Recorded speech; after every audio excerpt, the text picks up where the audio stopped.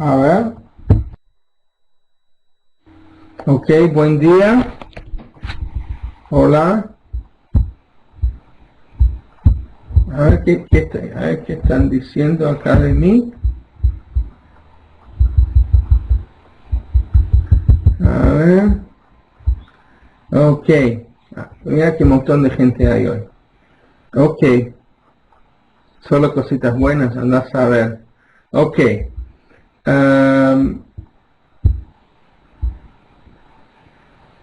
Por suerte no.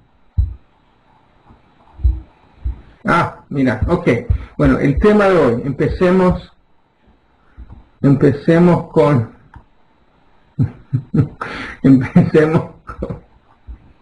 empecemos. ¿Alguna pregunta sobre algún tema anterior? De lo que se habló. Yo creo que esta clase que dimos ahora fue la más, la que he tenido más preguntas, que más le llamó la atención a la gente. Esperen un momento que tengo que parar acá Skype, me están rompiendo los...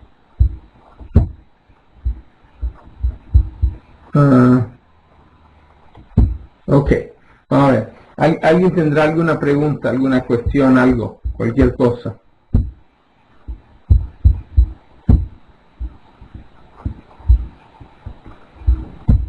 Sobre temas anteriores. A ver, ¿nadie? Ok. Si no tienen, de verdad que esta fue la clase que más hubo gente que después me llamó y todo.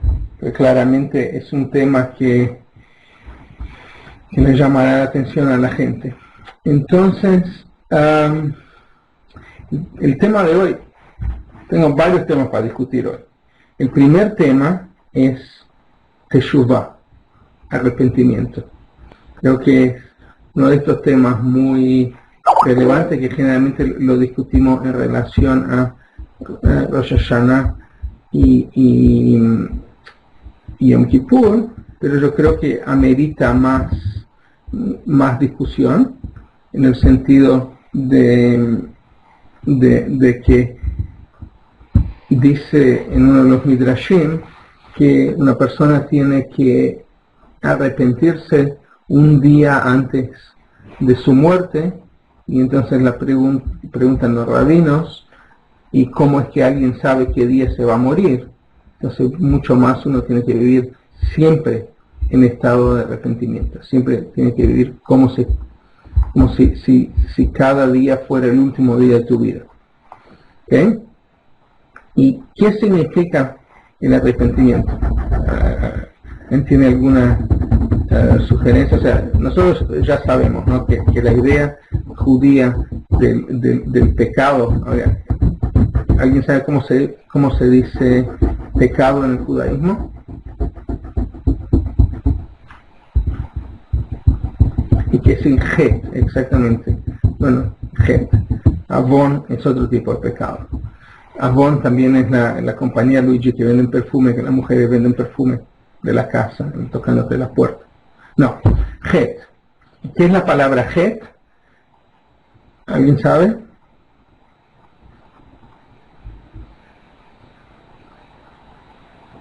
Dicen Avon calls. Avon ya. Exactamente. Het es así, cuando el que practica con arco y flecha, cuando tiras una flecha, el que tira con un arco, una flecha, tiene en mente acertar un lugar, como tiro al blanco exactamente allá. El objetivo es llegar a un cierto blanco, y sin embargo a veces se da que las cosas no, que por cualquier motivo, porque moviste tu mano, porque por el viento, por varios motivos, salís te desvías, o la flecha se desvía. Creo que este concepto es fascinante porque nos dice en el judaísmo que el judaísmo cree, al contrario del cristianismo, que el ser humano es en principio bueno. O sea, no es la idea del pecado original que dice el ser humano es esencialmente malo y necesita la ayuda de Jesús, de una fuerza afuera para mejorar, sino que en principio uno es bueno, empieza bien. O sea, toda la gente empieza el lunes con el deseo de hacer la dieta y de seguirlo hasta el viernes. Pero generalmente por el martes o miércoles ya algo le va mal y ya deja la dieta de lado.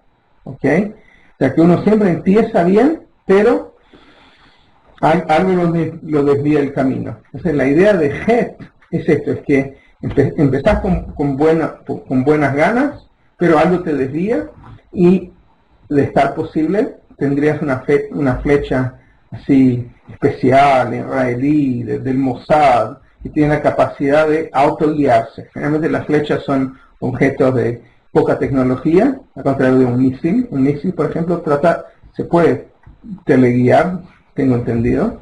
Yo máximo que hago es que atiro con pistolas, no con misiles, pero entiendo el concepto, que lo que el judaísmo nos dice es que uno tiene la capacidad de teleguiarse. O sea, si te das cuenta que estás haciendo algo malo, puedes mejorar, puedes cambiar. ¿Okay? Y ahora, ¿qué es la verdadera teshuvah? O sea, la verdadera teshuvah es decir, yo he hecho algo mal. O sea, el judaísmo también nos enseña que hay dos tipos de pecado. Hay pecado o Het, ¿no?, en contra de Dios y en contra de otros seres humanos. ¿Y qué es la verdadera definición del arrepentimiento? Es cuando tenés la capacidad, estás tan arrepentido que si te da la oportunidad de nuevo de hacer el mismo pecado, no lo haces. Creo que es un tema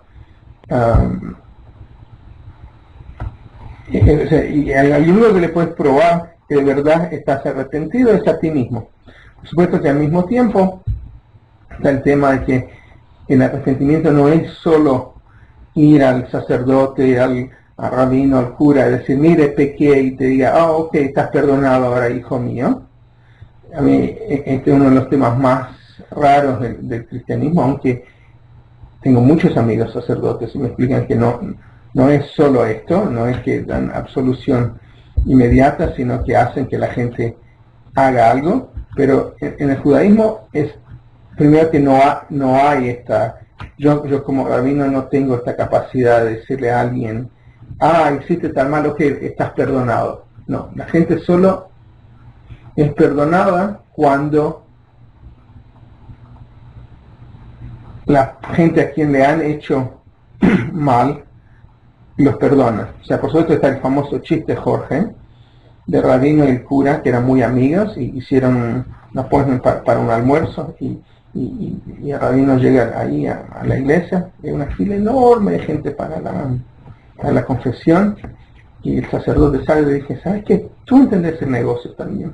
¿Por qué en vez de, esto se va a llevar mucho tiempo para que podamos ir más rápido para el almuerzo, ¿por qué no dividimos la gente? Entonces, yo digo mitad que vayan para ti para allá y yo me voy con la otra mitad acá. ¿Okay? ¿Vale? Y ahí el sacerdote termina su cupo y cuando llega el rabino está con la última persona y ahí la mujer le dice, mire, padre, perdóname, he pecado, todas las cosas. Y dice, ¿qué pecaste, hija mía?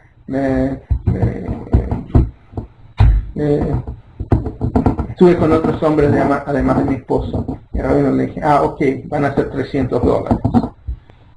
Esta sería mi manera de hacerlo también. Y de hecho dicen que es así que construyeron el Vaticano, pero quiero ni entrar al tema. Ok, en verdad, el verdadero arrepentimiento, por supuesto, se da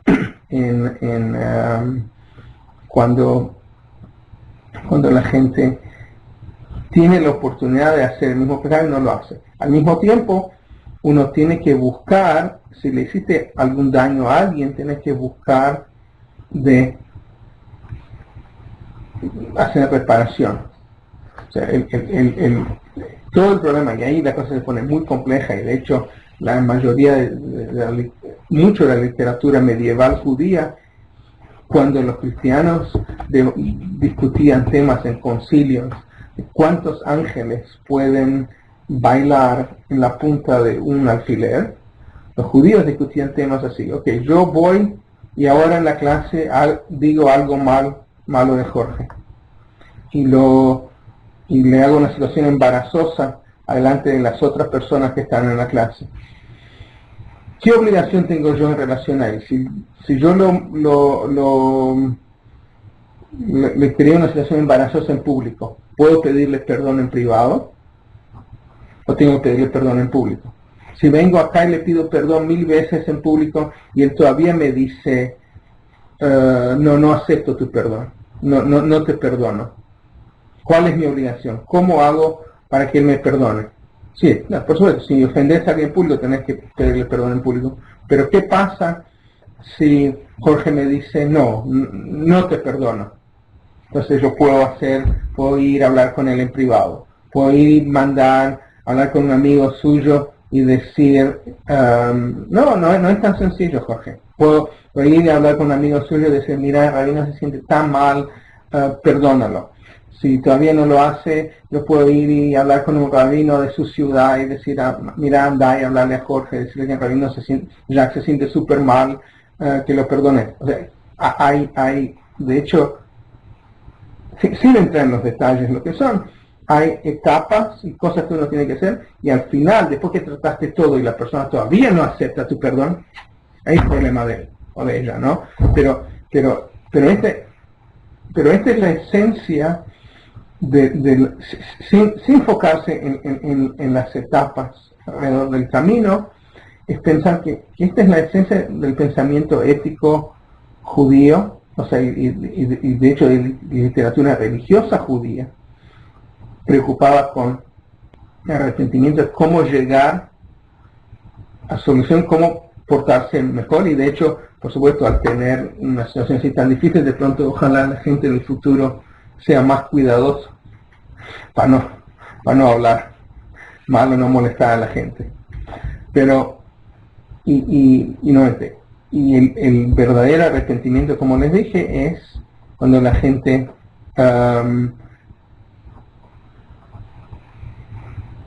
tiene la oportunidad de hacer el mismo pecado de nuevo y no lo hace. Ahí ¿cómo sabes de verdad si estás arrepentido de tu pecado? Sí, mira, Edgar hace una buena pregunta. Primero que de pronto a veces hay situaciones en las cuales no podés pedir perdón. La otra cosa que es muy muy importante, no sé si está relacionada con esto, es que en el judaísmo solo hay teshuvah, solo hay perdón para pecados intencionales, para pecados, si haces algo malo a propósito, no hay perdón, porque deberías saber mejor. ¿Okay? Muevo para adelante. Le explico, de hecho. Ahora ya vamos por febrero y todavía tenemos muchos tópicos en las clases, y entonces el schedule que yo les di tenía varios temas divididos en clases. Yo creo que al tratar de dar algunos temas distintos en la misma clase, puedo acortar aquel itinerario, aquel schedule que hicimos de clases, aquel cronograma, y por supuesto al final cubrir otros temas que pueden llegar a ser de interés de la gente, o discutir cosas más específicas, mucho más, porque creo que las primeras conversiones que haré, los primeros viajes van a ser en junio, en México. Entonces, después en julio a España. Tratar de cubrir todo. Ok, el otro tema que tenemos ahí, que creo que es un tema muy interesante, es los movimientos en el judaísmo. Creo que es algo que la gente no lo entiende, o que hay mucha confusión. Y creo que en gran parte porque ustedes, la mayoría de ustedes viven en países donde todo es muy blanco y negro. O sea, en Uruguay, por ejemplo, habían los rojos, los blancos y los colorados. La misma cosa en Argentina, y por esto la casa de gobierno es la casa rosada, porque es el blanco y el colorado, el blanco y el rojo juntos, tenés el rosado. Esta es la casa de gobierno en Argentina, es la casa rosada. Pero en el mundo judío es un mundo de mucha diversidad, porque los judíos son un pueblo más que todo un pueblo de ideas. Los pueblos que eran pueblos de construcciones, de batallas, viven todavía en los libros de historia, pero ellos ya no viven más. Te vas a la Italia y la gente que ves son italianos, no romanos, no hablan su mismo idioma, aunque las ruinas siguen allá, el pueblo ya no existe más. Pero mientras que nosotros judíos, que nuestras construcciones son chiquititas y ridículas comparadas con la de los demás pueblos, no hay mucho que ver. Si te vas a Israel, ves que no hay grandes ruinas. Por nosotros somos un pueblo de ideas, y las ideas que los judíos han creado no solo existen, pero son ideas que han cambiado el mundo. Entonces, lo que nos caracteriza como judíos más que todo es ser un pueblo pensante.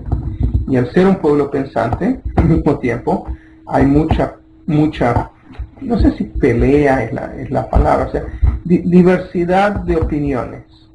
Yo creo que solo hay peleas con gente que tiene opinión distinta de la tuya si ellos son idiotas. Porque si no entienden que tú tenés el derecho de, o sea, que tu derecho de creer distinto que ellos creen no les quita nada a ellos, y que yo creo que de hecho hay mucha arrogancia en el que trata de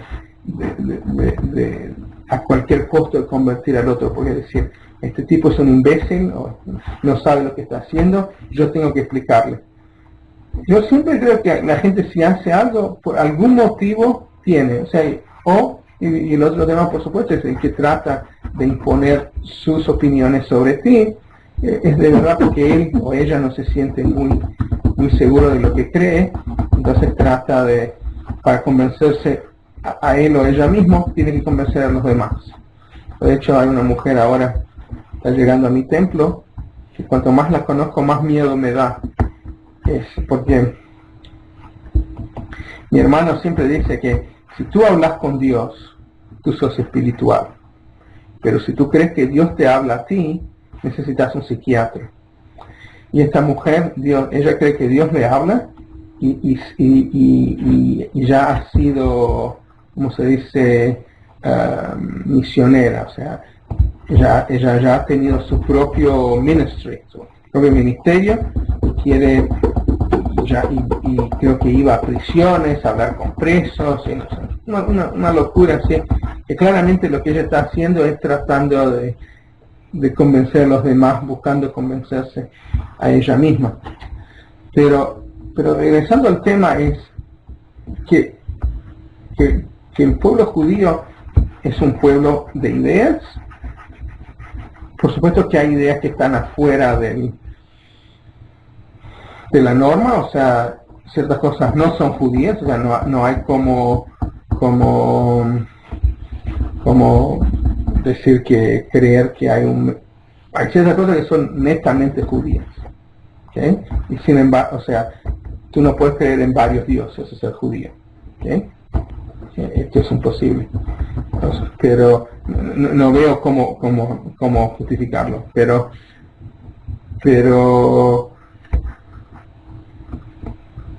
hay una diversidad. Nunca ha habido una sola manera de ser judío. O sea, en los tiempos del Talmud habían saduceos y fariseos, eran las dos grandes escuelas. Habían otros grupos, habían los esenos, después había otra gran división que era entre los caraítas y los rabinitas, pero el mundo, por supuesto, había muchísima diversidad entre las distintas poblaciones, O sea, un judío de Etiopía es tan judío como un judío de Polonia, pero son intrínsecamente distintos en todo, cómo rezan, las músicas, la melodía, lo que comen, o sea, aunque basados en los mismos principios, pero son dos cosas completamente distintas. De hecho, hablando de los judíos de Etiopía, el tipo que lo descubrió era un francés que se llamaba, como yo, Jacques. Los nazarim eran grupos judíos. Sí, los falashas eran, el tipo que los descubrió se llamaba Jacques Faitovich, un judío francés. Y dice que cuando llegó ahí y conoció estos judíos etíopes, ellos lo vieron y no podían creer que era judío, pero ¿cómo es si es blanquito? ¿Cómo puede ser judío? O sea que creo que esta anécdota ilustra el tema, que por supuesto los falashas tenían un tema muy interesante, que era con pureza. Ellos creían, por ejemplo, que si un no judío entrara a la sinagoga, pisara la sinagoga, la impurificaría. Entonces ahí llega Jacques Faitovich, por supuesto un tipo de afuera, blanco, importante, no sé qué, y él quería entrar a ver los servicios, y los líderes de esta comunidad etíope se reunieron y decidieron, mira, no estamos seguros si es judío de verdad porque es blanquito, entonces andás a ver. Entonces lo que dijeron es así: vamos a poner tablas de madera desde la entrada hasta adentro, y te vamos a permitir que entres solo si prometes pararte solo en las tablas de madera, no pises en el piso verdadero, ¿ok? Y así fue que hizo, y así fue que pudo entrar. A mí me parece muy, de hecho, ok, sí, ¿han habido judíos en China?, pregunta Edgar. Este es otro famoso chiste. O sea, la verdad es que judíos fueron ahí a través de del Silk Route, la ruta de la seda, pero hubo casamientos mixtos y terminaron teniendo terminando que se veían como orientales, pero la verdad es que la apariencia, pero la verdad es que la mayoría de ellos, que se hicieron muy ricos, pues trabajaban para el emperador, eran administradores, etcétera. El tipo llegaba en la casa muerto de hambre después de todo el día de trabajar, iba a la cocina a ver qué había para comer y decía: ¡Dios! ¡Arroz de nuevo! Ok. ¿Perdieron el chiste? No. Ok. Dios, arroz de nuevo. Ok, sigo.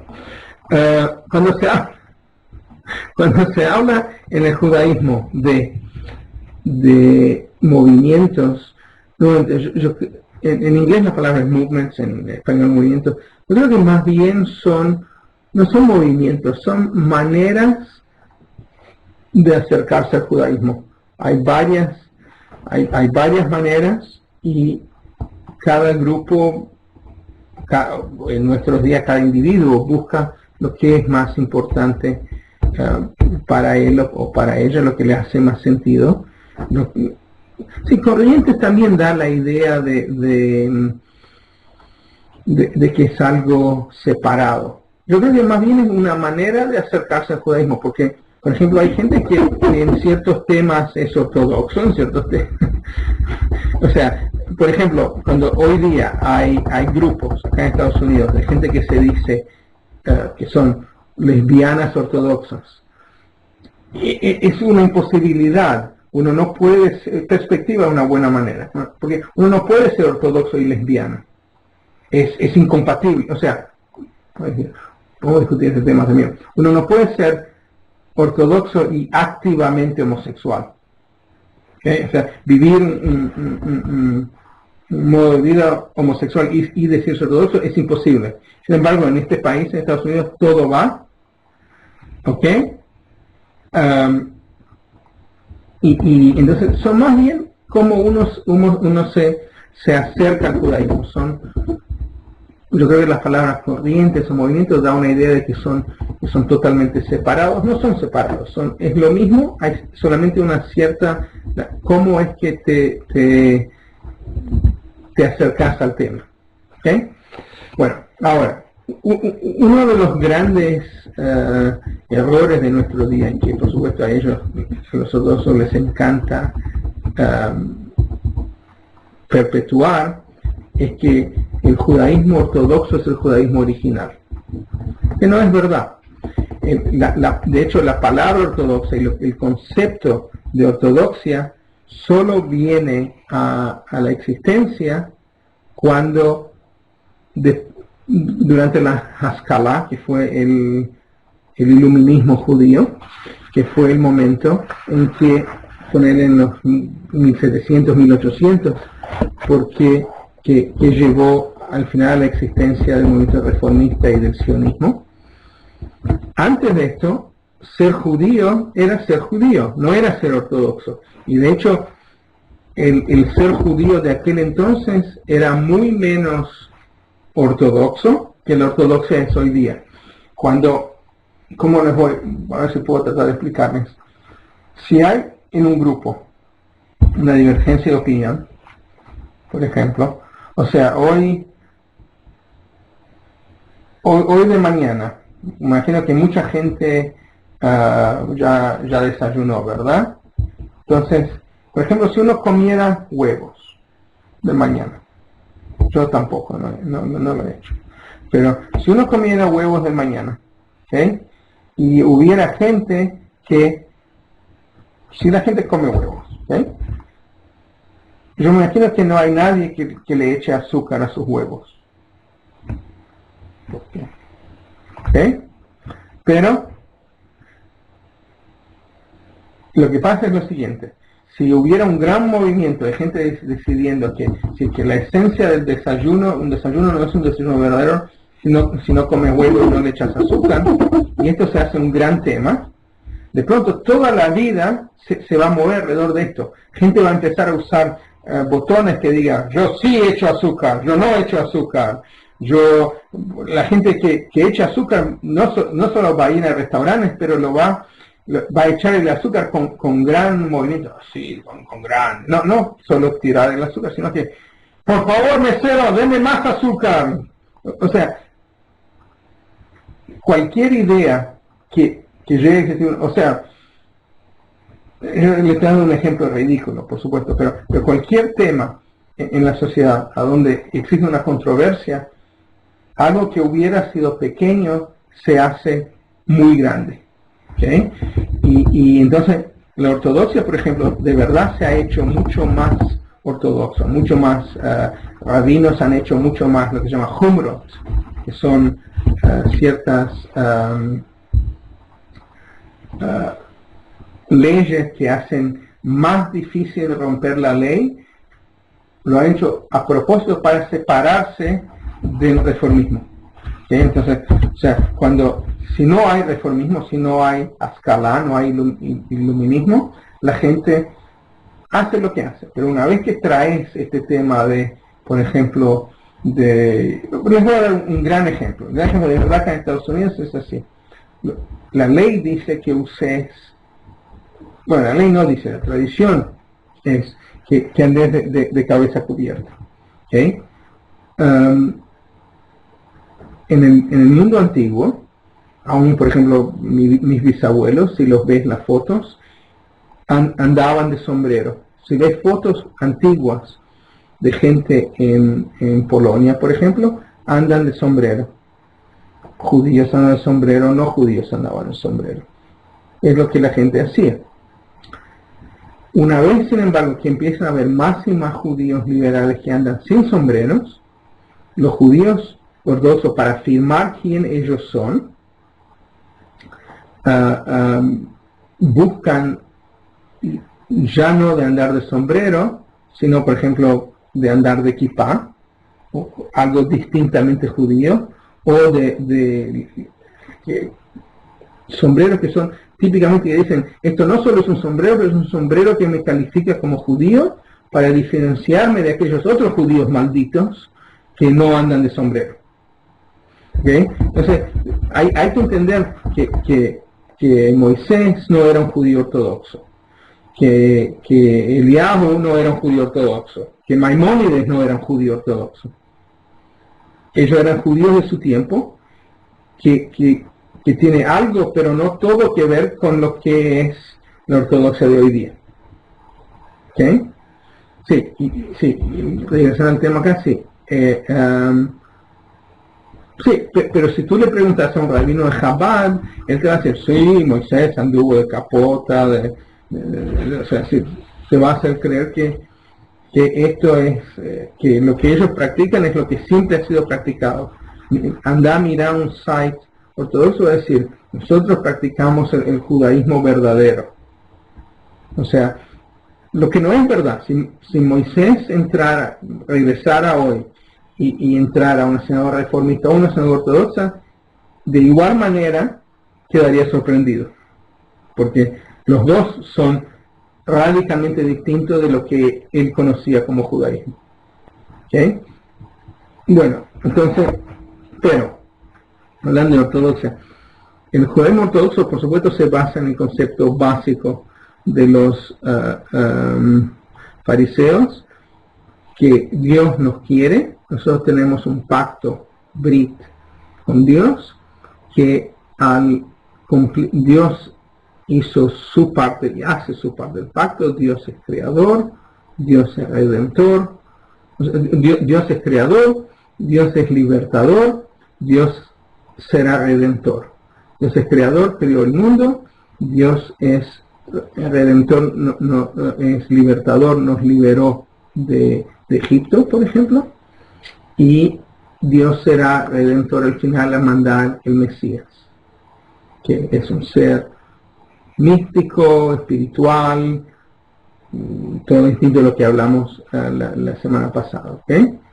Y entonces, y que la Torá, que de hecho es una Torá doble, la Torá es la Torá escrita y la Torá oral. La Torá escrita son los 5 libros de Moisés, la Torá oral también está escrita, que es el Talmud.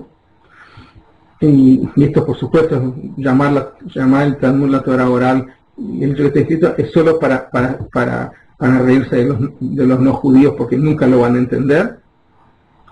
Y no, en serio, bueno, la Torá oral era oral, después se escribió. Y al cumplir esta Torá, esta doble Torá, que de hecho es una, nosotros ameritamos, ganamos créditos, ameritamos vida, cuando te morís, vida eterna en el Olam Abba, y resurrección cuando llegue el Mashiach. ¿Okay? Y por supuesto, cuando uno habla de ortodoxia, o hablando de los movimientos en general, yo creo que en todo uno puede ser, en todos los aspectos de la vida, hay dos focos, dos polos. Uno es el universal y el otro es el particular, el tribal.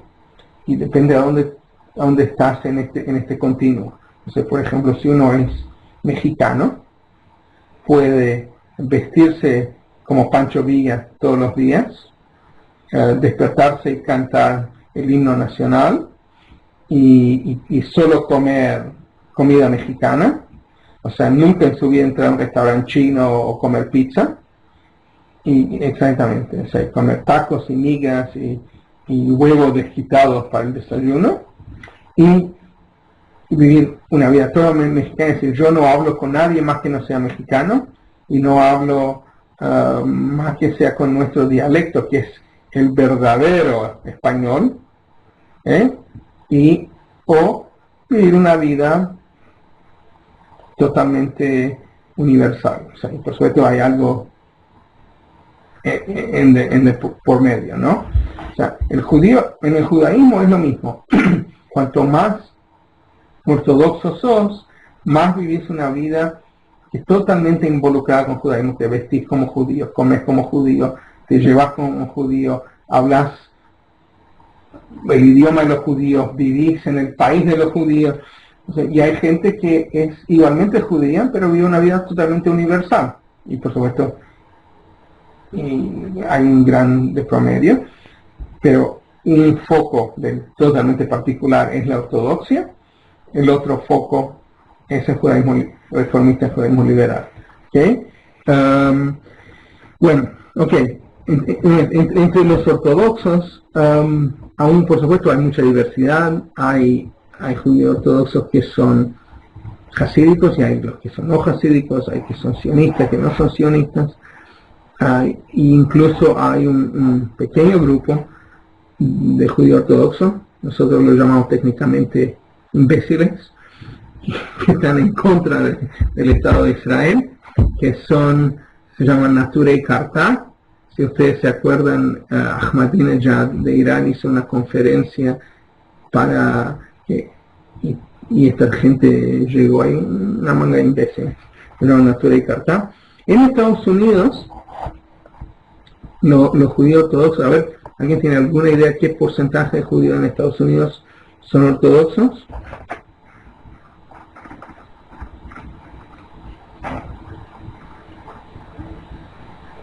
Sí, pero bien Israel seguro, y todavía le quitan dinero al gobierno. 7%, solo 7,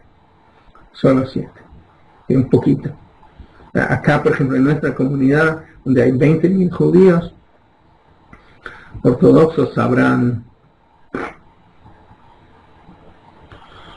no hay 200 familias.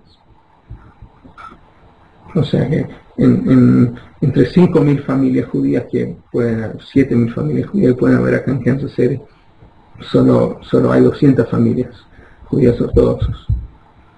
No en Estados Unidos, acá no. Y son muy pocos. O sea, es muy curioso. Por supuesto, en otros países del mundo, en Europa, en Israel hay más porcentaje. Y por supuesto, la mayoría de los ortodoxos se congregan en lugares como Nueva York, Boston, Chicago. En ciudades menores hay menos, porque la vida es mucho más difícil para ellos. Ni todos los judíos ortodoxos son hasídicos. Los hasídicos tienen muchos hijos. Los judíos ortodoxos normales generalmente no. Una cosa interesante que poca gente sabe es que como la escala, el iluminismo fue un fenómeno netamente de Europa, las divisiones entre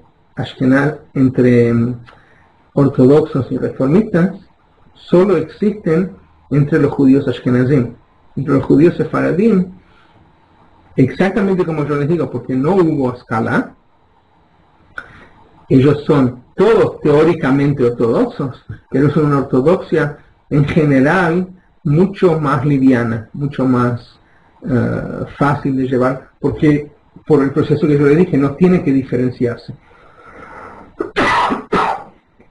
Por supuesto, al mismo tiempo, o sea, en teoría, ¿no? Por supuesto, al mismo tiempo, en lugares como México o otras partes, cuando eventualmente los sefaradíes encuentran judíos liberales, también se pueden poner muy tradicionales.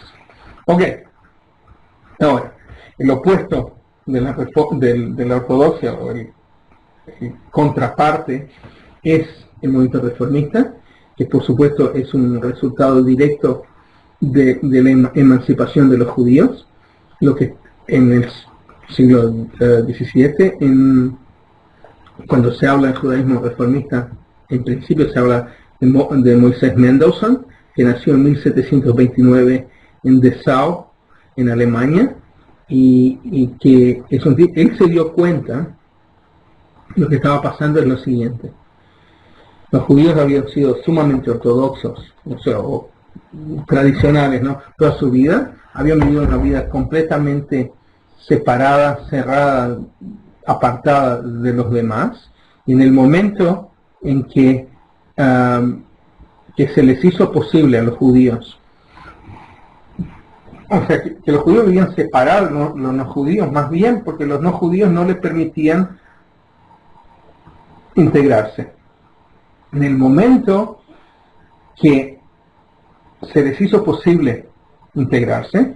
Los judíos lo que estaban haciendo es que habían sido judíos, hasta el momento que se les abrió, van al mundo moderno, al mundo normal, y ven, ¡wow! ¡Qué fabuloso! Ahora puedo ir a la universidad, puedo practicar la profesión que yo desee, puedo hacer lo que se me cante, pero no puedo hacerlo como judío. ¿Cómo puedo, si como kasher y me hago amigos no judíos, no puedo comer con ellos? Si no puedo andar vestido así de negro, de esto, del otro, y andar con esta gente. No puedo hacer las cosas que la gente normal hace y ser judío. Y había un gran número de judíos que en el momento que hubo la emancipación se convirtieron al cristianismo. Entonces las ideas de Mendelssohn eran: ¿cómo es que agarro lo que hay de mejor del mundo normal, del mundo abierto? ¿Cómo es que le quito las cosas que no hacen sentido? Y trato de hacer que la gente pueda y ser judío y participar en el mundo normal. Y la idea en aquel entonces que decía mucho es ser un judío en la casa y un hombre en la calle. Esto de hecho me acuerda otro chiste muy famoso, que una familia de judíos súper ortodoxos, un hijo muy inteligente que tuvo que pelearse mucho con los papás y todo, pero decidió ir a la universidad. La mayoría de ellos no van a la universidad, los ultra ortodoxos, y espera, Gina, ya llego a ti. Y entonces el hijo fue a la universidad y estudió y siguió estudiando. Después fue para un PhD y estudió negocios y le iba súper bien y consiguió un trabajo. Y un día, después de muchos años, llaman papá, la mamá, dicen: papá, mamá, yo quiero ir a visitarlos, pero tengo que avisarles un par de cosas. ¿Qué es, hijo? Dime. Mira, mamá, papá, yo fui a estudiar, fui al mundo normal y de verdad que es difícil, ¿no?, verse así como nosotros, muy distinto de la gente del mundo normal. Entonces les voy a decir que cuando ustedes me ven, puedo estar con ropas normales, no ropas ortodoxas, y sin barba. Hijo, pero esto, pero mira, mamá, pues es así. Si querés el mundo de negocio, tenés que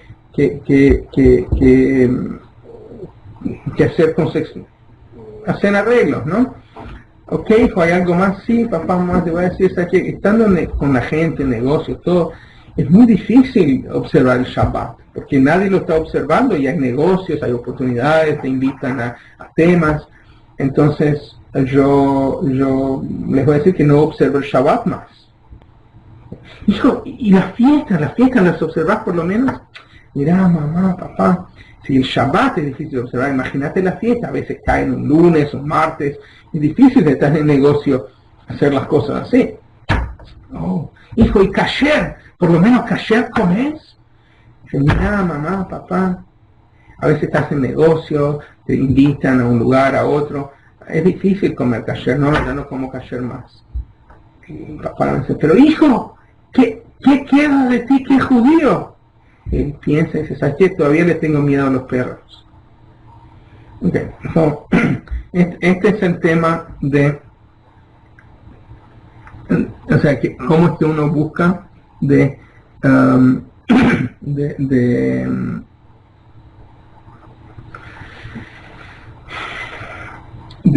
adaptar, o sea, el judaísmo al mundo moderno de una manera seria.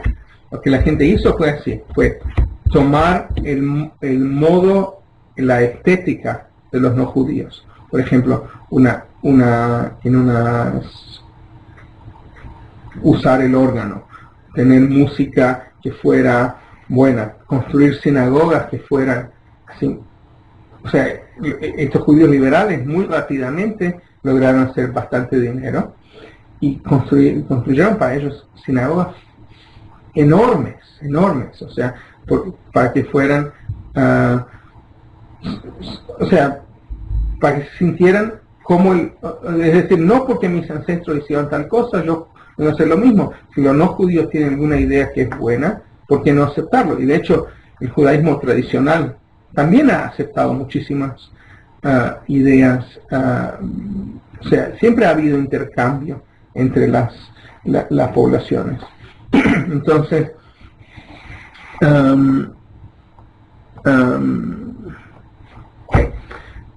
y entonces la escala, la otra cosa que hicieron es sacar de los restos las cosas que ellos de verdad no podían creer. Por ejemplo, en aquel momento, la idea de tener un país judío en la tierra de Israel, que en aquel entonces era lejísimo y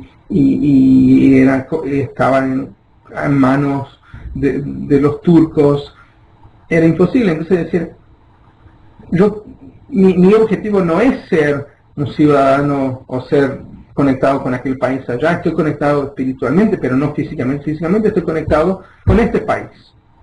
De hecho, es la manera como yo me siento. Yo vivo en Kansas, o sea, me preocupa Israel. Por supuesto que sí, tengo familia ahí, mis abuelos vivían ahí, pero mi lealtad, mi interés es a donde vivo yo, y a cada uno de ustedes les digo que no es que Berlín tiene que ser una nueva Jerusalén, no es que Cúcuta o Neiva o Lima tiene que ser una nueva Jerusalén. Jerusalén es Jerusalén, Lima es Lima. De pronto el gran error de los reformistas originales es decir que es una nueva Jerusalén. No, Jerusalén es Jerusalén, tiene un lugar especial. De la misma manera, yo quiero a mi mamá y quiero a mi esposa. Hay cosas que hago con mi esposa que no hago con mi mamá. Es la gente normal, ¿ok? Imagino que hay gente por internet que hace todo tipo de cosas. Pero Jerusalén es Jerusalén,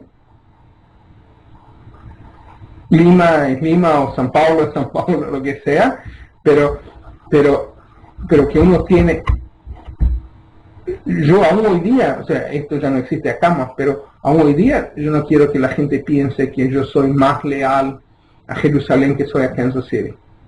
Yo estoy involucrado dentro de mi habilidad, como ustedes deberían estar en sus comunidades, de tratar de hacer en la comunidad lo mejor posible, porque esta es nuestra obligación, porque es ahí donde vivimos. Si yo de verdad creyera que la única solución es ir a Israel, a mí me encanta Israel, o sea, muchas veces pienso en ir ahí, pero no es donde vivo acá.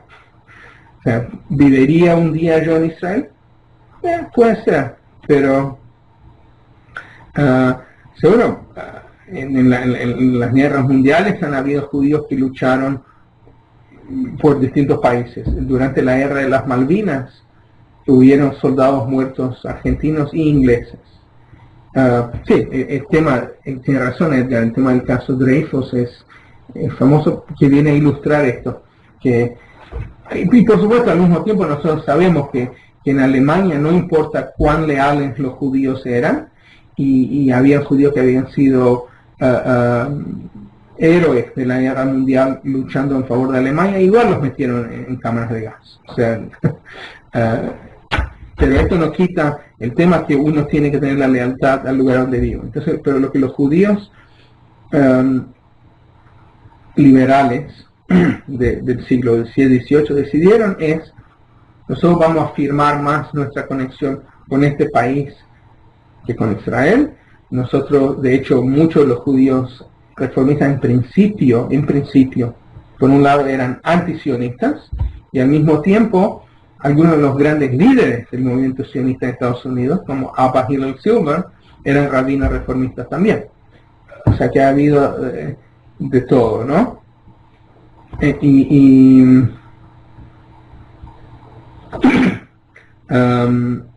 Ok, entonces esto fue hablando más o menos de reformista. Y la idea original del reformismo era alejar a los judíos del cristianismo. Es decirle, mira, tú puedes participar en el mundo normal y al mismo tiempo ser judío. El primer servicio verdaderamente reformista que se reconoce como tal fue en 1811.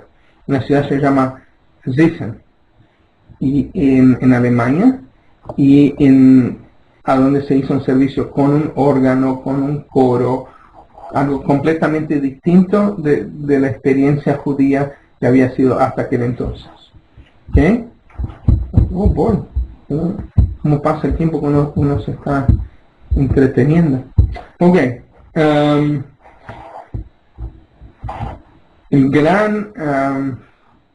La gran movida por el judaísmo reformista, que de hecho lo salvó, fue que había un tipo que se llamaba Isaac Mayer Weiss, que no era rabino, dicen que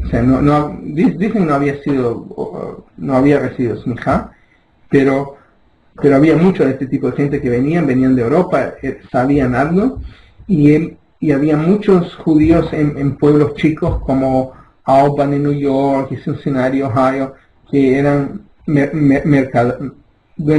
tenían tiendas, mercadores, no había liderazgo, y él vino a crear un movimiento que fuera un judaísmo americano. De hecho, él escribió un libro de rezos que se llamaba Minhag America, la tradición de América. Y él creó una organización que en aquel entonces se llamaba Union of American Hebrew Congregations, que hoy día se llama, era en aquel entonces UHAC, la Unión, UAHC, la Unión de las Congregaciones Hebreas Norteamericanas. Es muy interesante porque ni siquiera usa la palabra judía, sino Hebrew, hebrea. Otra palabra que se usaba mucho es mosaica, o sea, que es para no decir judío. Y hoy día la organización se llama URJ, la Unión para el Judaísmo Reformista, y en la reunión un grupo de congregaciones y decidió que para que estas congregaciones aceptaran este nuevo ritual, que se puede ayudar una a la otra, debería mantener una escuela para rabinos, que es a donde yo estudié.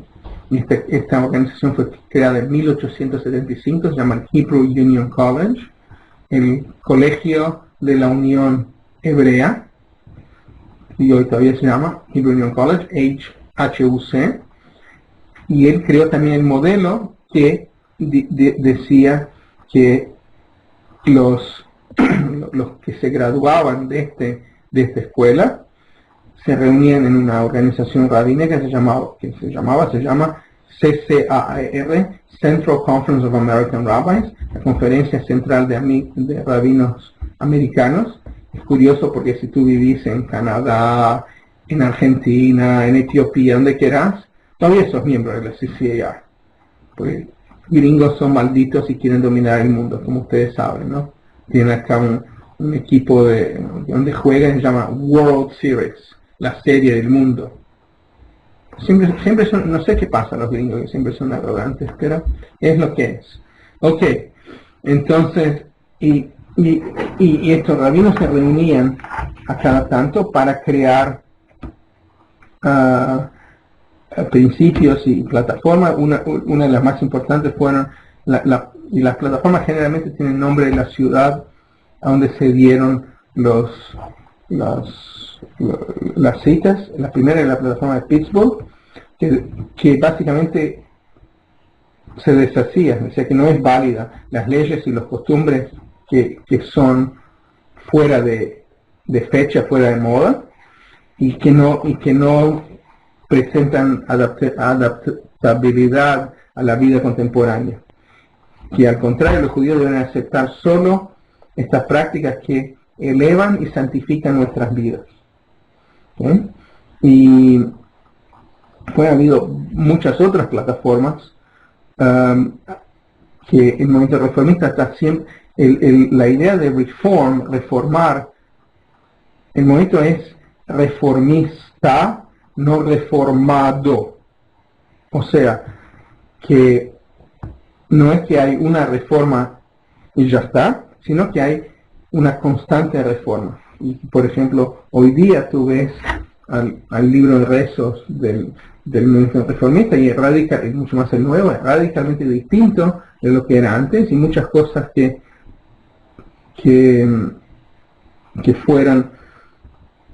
ellos se deshicieron antes regresan.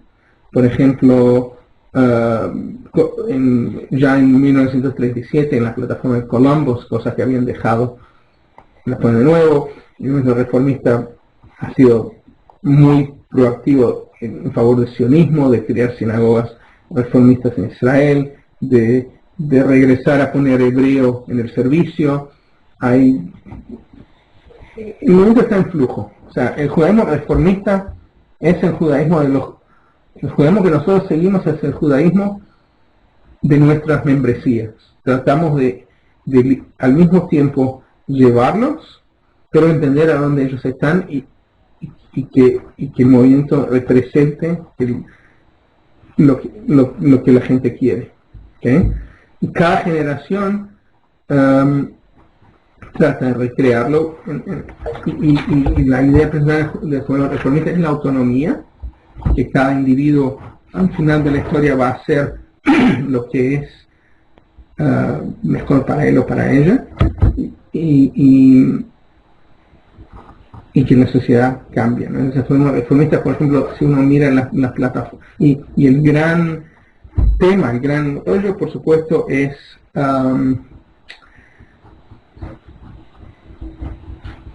la ética y la moral, lo que no es negociable, lo que no es lo que es inmutable de la Torah es la ética y la moral, el comportamiento ético y moral, el mensaje de los profetas, lo que es crucial en el judaísmo reformista. Todo el resto se puede discutir, pero el mensaje de los profetas es lo crucial y esto no cambia. Como dije, el judaísmo reformista ha estado cambiando por mucho tiempo. Después de la creación del Estado de Israel, por ejemplo, hubieron muchos cambios. En la medida que la sociedad norteamericana ha cambiado, el judaísmo reformista ha cambiado también. Adentro del judaísmo reformista hay un segmento que se llama judaísmo reformista clásico, que yo represento, que yo creo que es lo que me hace hacer lo que estoy haciendo, dar esta clase, por ejemplo, o viajar a hacer conversiones. Es la idea de que el mensaje de los profetas, mi casa será una casa de oración para todos los pueblos.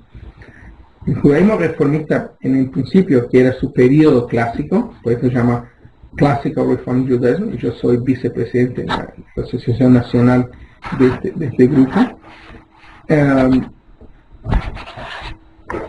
Es un grupo que ve el judaísmo como una religión mucho más universal, y en la medida que el judaísmo reformista normal se está moviendo más a lo que se llama mainstream, a la norma del judaísmo, se pone de cierta manera menos abierto, más cerrado, más étnico, y yo no estoy de acuerdo con esto. O sea, la versión del judaísmo reformista clásico es que mi casa se llama casa de oración para todos los pueblos, y yo no voy a ir a tocarle la puerta a ninguno de ustedes, tratar de convencerlos que se hagan judíos, pero lo que sí es que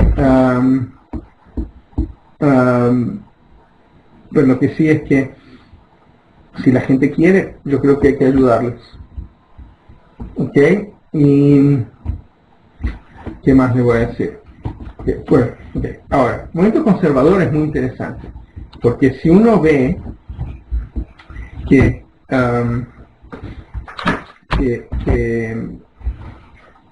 por un lado tenés la ortodoxia y por otro lado tenés la reforma, lo que supuestamente está en el medio es el movimiento conservador, pero no es bien así. El movimiento conservador, para empezar, es una creación adentro del movimiento reformista. El movimiento reformista para alguna gente se hizo tan reformista, y en aquel momento la opción era lo que ellos eran y no querían cambiar. Hubo un grupo de gente que se separó y dijeron, no, vamos a crear un otro, adentro de una óptica no ortodoxa, vamos a buscar una manera donde vamos a conservar lo básico, pero adaptarnos. y de hecho la gran mayoría de la gente en Latinoamérica se dicen conservadores.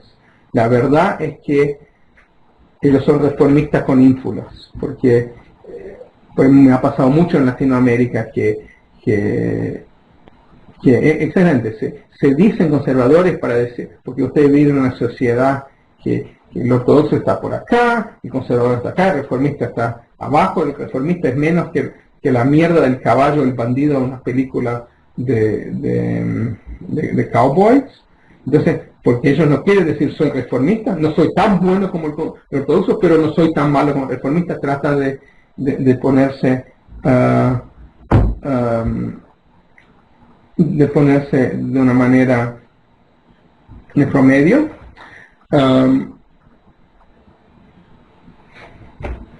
Pero en verdad yo creo que es un gran chiste, por si le preguntas qué significa ser conservador, no saben decirte.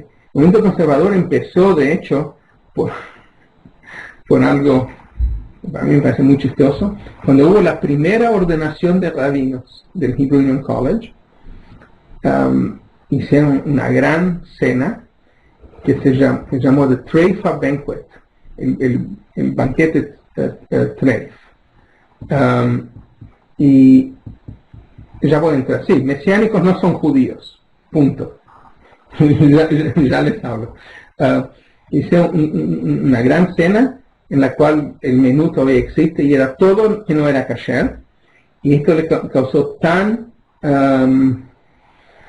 dolor que la gente no podemos ser parte, tenemos que crear algo nuevo. Entonces lo que el movimiento reformista conservador hace es que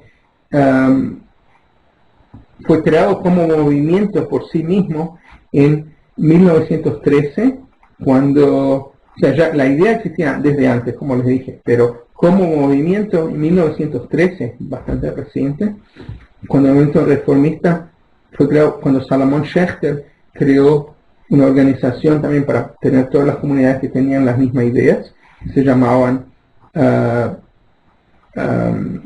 United Synagogue of Conservative Judaism, la Sinagoga Unida del Judaísmo Conservador, y el nombre conservador, Masorati, viene de la convicción que ni la ortodoxia ni el reformismo son capaces de conservar y preservar la vida judía en una sociedad como los Estados Unidos. Pero, curiosamente, aunque en principio parecería la idea más razonable, lo más normal, porque ni tanto de esta manera, la verdad es que el movimiento conservador, que en un momento llegó a ser el movimiento más grande, mayor de Estados Unidos, porque llegaban muchos judíos de Europa Oriental, no querían ser ortodoxos, pero por otro lado la reforma se les hacía difícil, o sea, era muy radical. En un momento los conservadores llegaron a ser un 60% de los judíos de los Estados Unidos. Hoy día el movimiento conservador está siendo comido de los dos lados. Por un lado, los judíos conservadores, que son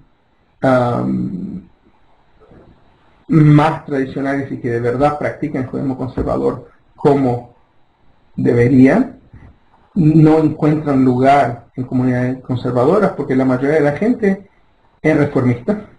Y por otro lado hay gente que, por ejemplo, el motivo por el cual judíos dejan sinagogas conservadoras es porque el movimiento conservador tiene ciertos estándares. Por ejemplo, hay escuelas para los judíos 3 veces a la semana. Y la sinagoga reformista dice, no, lo hacemos 2 veces a la semana. Entonces, dejan. Y yo creo que en un futuro, aún en mi propia vida, el movimiento reformista, el movimiento conservador, o va totalmente a desaparecer, o se va a hacer mucho menor de lo que es. Ya se está haciendo menor, ya que los conservadores llegaron a ser casi un 60%, y hoy son un poquito más del 40%. Hoy día el movimiento más grande en el mundo, por supuesto en Estados Unidos, por supuesto, es el conservador. Perdón, es el reformista. Y el movimiento conservador se maneja de una manera muy interesante, donde todo lo que ellos hacen está hecho en conferencias. Tienen un comité de alajá que hace decisiones y que se llama el comité judío de leyes y estándares de que sea, y trata de crear reglas para todo el movimiento, pero cosas que por ejemplo el movimiento reformista se resuelven muy fácil, con ellos es muy difícil. El tema de ordenación de mujeres, el tema de ordenación de gays. Y acuérdense que muchas de estas cosas se están dando en el contexto norteamericano, donde la sociedad es muy distinta de la que ustedes conocen, de la que ustedes tienen en sus países. ¿Ok?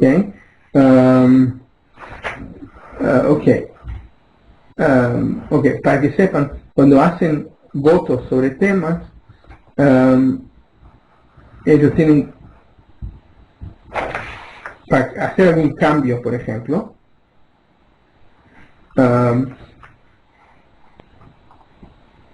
ellos tienen reglas generales, pero también tienen que se aplican para todos y al mismo tiempo respetan la autonomía de cada comunidad, menos en 4 temas, que es que los rabinos y los cantores no pueden oficiar o participar activamente en bodas mixtas. Los rabinos no pueden oficiar en una segundo matrimonio para alguien que no tuvo un get, o sea, no pueden hacer bodas que no sean alágicas.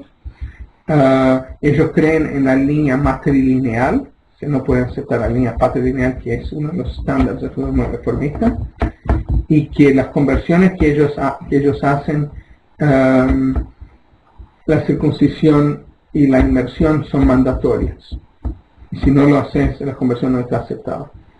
En el mundo hispanoparlante, el movimiento conservador es la fuerza mayor no ortodoxa. El movimiento reformista es muy pequeño por varios motivos, porque no llegaron muchos judíos de Alemania a esta parte del mundo, llegaron pocos, y también porque hubo un tipo que era un tipo fabuloso, Marshall Mayer, que llegó a Argentina y creó un seminario rabino latinoamericano, que se ha hecho muy, muy fuerte allá. Hay mucho que decir sobre el movimiento conservador. Muchos de ustedes pueden leer en línea. Yo creo que voy a parar acá, porque todavía quiero hablar sobre el hasidismo, sobre el reconstruccionismo, sobre objetos judíos, pero esto lo voy a dejar para la próxima semana. Aprovecho, muchos de ustedes no lo han hecho. Yo estoy metido ahora, esto no tiene nada que ver con la clase, pero estoy metido con un chiste lo puse en la página de Facebook del grupo que se llama Introducción al Judaísmo. Hay un grupo, hay 2 tipos, uno de mis mejores amigos y uno es mi abogado, que habla mucho durante el servicio en Templo Israel. Entonces yo los baní, fueron exiliados al fondo de la sinagoga, y ellos crearon su sub-shul, o sea, su propio shul, que se sientan atrás, y crearon hasta una página de Facebook. Y hace un mes que lo crearon y solo tenían 31 personas. Y dicen que me van a hacer competencia, que van a crear, tienen todo tipo de programas. Por ejemplo, quieren tener bar mitzvahs, que son bar mitzvahs para perros. Todas las cosas que hacen para molestarme, para decir que ellos están en control. Entonces yo dije que me voy a hacer probarles que yo puedo, no, pero es un chiste, Gina, no es nada, pero ya son 74 miembros, de hecho. Entonces, ellos tenían 31 en un mes, y yo dije, yo en un día les voy más que doblar su membresía, y de hecho en un par de horas más que doblamos, en una hora, un poco más de una hora, pero ahora se me ocurrió que sería fabuloso si hago que ellos tengan 100 miembros. Entonces les pido, como un chiste nada más, esto no tiene nada que ver con nada, que vayan a la página de Facebook y le hagan un like, o que se dice me gusta, en esta página se llama Mike y Jerry Subshul. Y no tiene nada que ver, es un chiste nada más. Ya aprovecho, les digo que si ya van al internet, yo tengo mi página personal que es Jacques Kuckerkorn, Rabbi Jacques Kuckerkorn. Hay una página, si quieren like, me encantaría que lo hicieran. Y mi templo también, Temple Israel of Greater Kansas City, tiene una página, y de hecho tenemos un nuevo webpage que la lanzamos esta semana, que es Temple Israel, Temple Israel KC.org, y de hecho hay varios de ustedes que han sido, de verdad, me han apoyado de verdad al hacerse miembros de Temple Israel, y muy pronto pondré en la página de verdad del templo, pondremos una página sobre nuestra comunidad internacional, y me gustaría poder poner una foto de ustedes o algo sobre ustedes, de la gente internacional que apoya Temple Israel, porque de verdad lo aprecio. Bueno, estoy acá a su disposición. Cualquier pregunta me escriben, me llaman. Jorge, uno de los que me ha apoyado acá, que se ha hecho miembro de Temple Israel. Y estamos en contacto. Seguimos la semana que viene, a donde terminaré a hablar de los movimientos dentro del judaísmo y hablaremos de objetos rituales. ¿Ok? La página de mi templo, ¿qué quiere decir? ¿En Facebook o en...? La página de mi templo de internet es www.templeisraelkc en Facebook. Espera que ya les doy el link. Hang in there. Here. Let's see. Un minutito. Home. Temple Israel.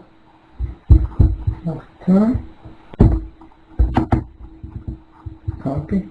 Me encantaría si ustedes pudieran darle, no sé cómo se dice en español, dicen like o me gusta, ¿no? Like. Okay. Oh, wait. No, wait. No. Yeah. Creo, a ver, creo que sí, pueden cliquearlo ahí. Y ok, y si no, a ver si llegan a través de esta. Si no,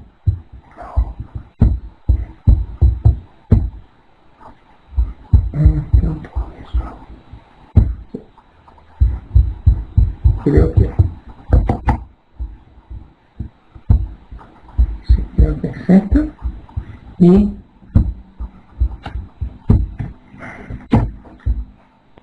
acá está, le pueden dar un like, y si desean mi página personal está acá, que es Rabbi Jacques Kuckerkorn. Ok,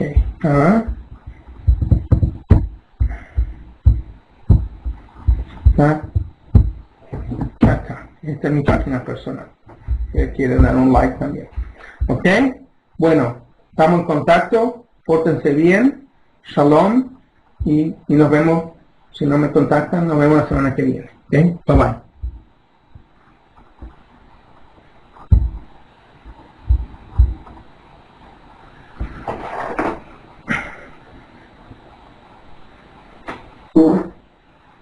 Y también les hablo a los mesiánicos después, porque no son judíos.